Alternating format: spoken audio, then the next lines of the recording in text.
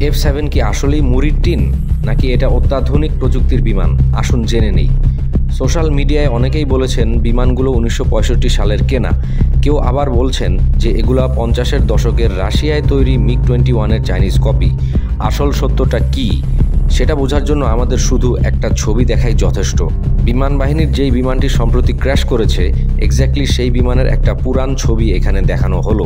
এই বিমানের serial number ছিল 701 এবং এর গায়ের ইনসিগনিয়া দেখে আমরা বুঝতে পারি এটি বাংলাদেশ বিমান বাহিনীর 35 স্কোয়াড্রনের সদস্য, যাদের ডাকনাম থান্ডার ক্যাটস। 80-র দশকের জনপ্রিয় কার্টুন অনুসারে এর নামকরণ করা হয়েছে। এছাড়াও এভিয়েশনের সাথে থান্ডার এবং ক্যাট উভয় নামই মানানসই হওয়ার কারণেও এই নামটি দেওয়া যেতে পারে। বিমান বাহিনীর 35 স্কোয়াড্রন মূলত 2012 থেকে 13 সালে ক্রয়কৃত 16টি F7 বিমান নিয়ে তৈরি। এর মধ্যে 12টি যুদ্ধবিমান আর 4টি ট্রেনার বা প্রশিক্ষণ বিমান। যুদ্ধবিমানগুলোর মডেল নাম্বার F7BG-1 আর ট্রেনারগুলোর ডেজিগনেশন FT7BG-1।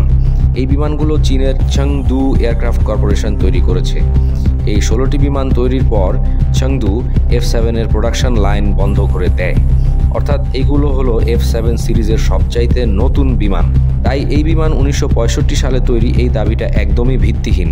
কেউ আবার বলছেন এগুলো 50-এর দশকে রাশিয়ায় তৈরি MiG-21-এর চাইনিজ কপি। এই দাবি আংশিক সত্য হলেও অনেকাংশেই ঠিক নয়, কারণ F7BG-1 MiG-21-এর আদলে তৈরি হলেও এর ভিতরে এবং বাইরে বেশ কিছু আপগ্রেড করা হয়েছে, যা একে 50-এর দশকের MiG-21-এর চাইতে অনেক বেশি ইফেক্টিভ যুদ্ধাস্ত্রে রূপান্তর করেছে।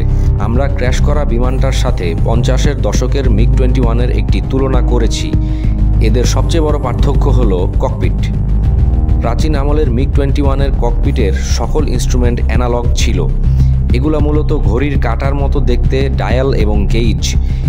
FT7BG-1-এ রয়েছে অত্যাধুনিক ডিজিটাল গ্লাস ককপিট, যা LED ডিসপ্লে দ্বারা সুসজ্জিত।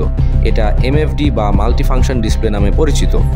এছাড়াও এতে রয়েছে HMD বা হেলমেট মাউন্টেড ডিসপ্লে, যার দরুন পাইলট ককপিটের ডিসপ্লে স্ক্রিনের দিকে না তাকিয়েই বিমান সম্পর্কে সকল তথ্য তার হেলমেটের ভাইজরে কিংবা কভারের মধ্যেই দেখতে পান। এই HMD এর কথা 50-এর দশকে কল্পনাই করা যেত না।